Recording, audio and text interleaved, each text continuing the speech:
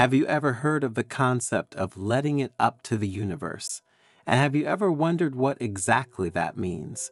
In everyday life, many things happen to us, and especially when faced with negative ones, we ask ourselves why they happen to us. And then we ask ourselves another thing: is there a way to change our destiny? How can we attract more positive things than negative ones? The truth is that the universe, very often, tries to make us understand that the only voice that makes sense to listen to is the one inside us. But we, unfortunately, doubt ourselves and become distressed. We lose our certainties. We listen more to what comes to us from the outside than from within. And so we do nothing but attract negative scenarios and feel even more lost and disoriented. Thanks to the Zen story that you will hear shortly, you will understand that if you leave it to the universe, you can achieve what you want, leading to a more rewarding life. And if you stay until the end, you will discover the tips to apply so that Buddhist wisdom allows you to achieve unprecedented emotional balance and mental well-being. But before continuing, if you haven't already done so, subscribe to the channel and activate notifications to stay updated. In a quiet Buddhist temple located in the mountains of Tibet, the elderly and wise monk Nakai sat with his disciples, surrounded by the scent of incense that permeated the air. And as the morning sun filtered through the leaves of the trees, creating shadows on the stone floor, Nakai began to tell them about the profound wisdom contained in letting the universe do its thing. Letting it up to the universe is a fundamental concept of Buddhist philosophy, the monk said with a smile as his disciples listened attentively. Letting it up to the universe means understanding and accepting that we don't have control over everything, recognizing and appreciating the wonders that happen inside and outside of us. And learn to welcome them as they are, recognizing that these wonders, in many cases, happen without our intervention. The disciples nodded, reflecting on the meaning of those words and trying to grasp the deeper meaning of what the Master was explaining. Nakai continued, according to the Buddhist vision, the universe tries to make us understand that the only truly meaningful voice is the one that resonates within us. However, we often doubt, get anxious, and lose our authenticity, paying more attention to what others say or what happens outside, when instead we should learn to listen to ourselves. But how do we understand what our inner voice says? How do we really know how to listen to it? Asked one of the disciples. Nakai smiled and replied, our inner voice guides us towards truth and wisdom, reminds us that we have all the resources necessary to face any situation. We just have to learn to listen to it and trust it, because we often doubt our abilities or fear that our sensations will lead us astray. This, unfortunately, leads us to join the masses, to think and do as others think, forgetting that each of us is unique and irreplaceable. Know that everything is theoretically possible, Nakai continued, but the outcome depends on our determination, our attitude, our willingness to remain true to ourselves without letting ourselves be influenced by fear or doubt. Master Nakai, another disciple, asked, how can we accomplish this? How can we trust our feelings and become more determined? All the answers lie within our being, Nakai replied. We must cultivate our minds and hearts, practicing gratitude, acceptance, and kindness. Only in this way will we be able to connect with our inner voice, learn to really listen to it, and find the path to happiness, harmony, and inner peace.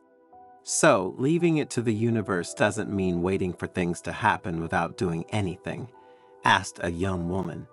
You made the point, the monk replied with a broad smile. Leaving it up to fate, he continued, means accepting that we do not have control over every event, but being aware that, thanks to our actions, we can decide how to react and which path to follow. When something unpleasant happens to us, we have two paths: complain and resign ourselves to what we call fate, or reflect and understand what actions to take to fix things. What do you think of this fascinating topic? Write it in the comments so we can discuss it together. Also, if you are enjoying the video, please like and share it so we can produce new content for your spiritual growth. As the disciples listened attentively, absorbing every word of the wise monk, Nakai continued, "Always remember that we must be aware of the power of our actions. Every thought, every word, every gesture has an impact on the universe. Therefore, we must act with awareness, compassion, and gratitude, contributing to our good, but also to the common good."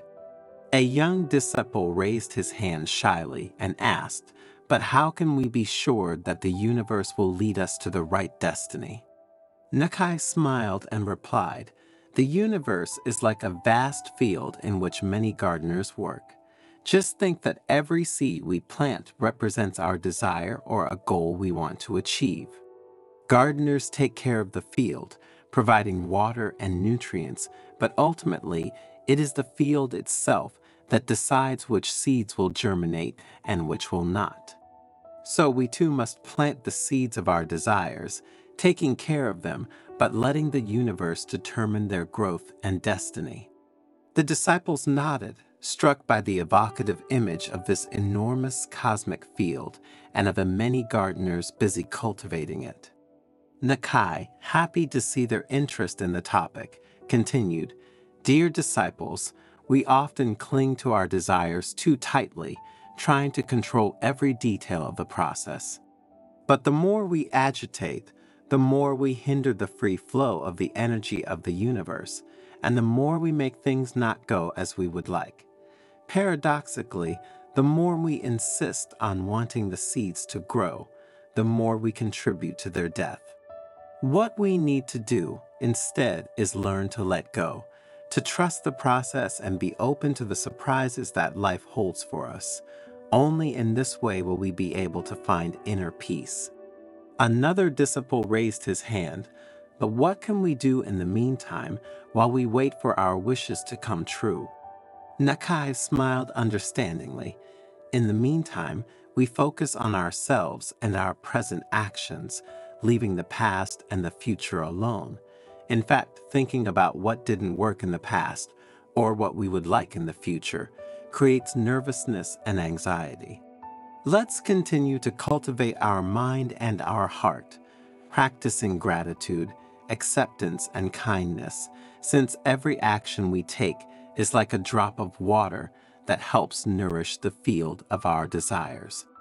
But we must do all this with lightness, spontaneity, and trust, aware that the universe is with us and that in the end everything will work out for the best." While the disciples, moved, carefully absorbed every word of the monk, Nakai added, "Remember that letting the universe do its thing is a daily practice that requires patience, trust, and wisdom. But if we can embrace this philosophy of life, we will discover a sense of inner peace and a harmonious flow with the world around us. And always remember," he said in a calm voice, "that in the dance of life, letting the universe do its thing does not mean giving up control, but rather embracing the beauty of uncertainty and the power of trust. Like the petals of a flower opening as the sun rises, let your heart open to the wonder of what the universe has to offer. And so, in the stillness of your soul, you will find the peace, joy, and wisdom you seek."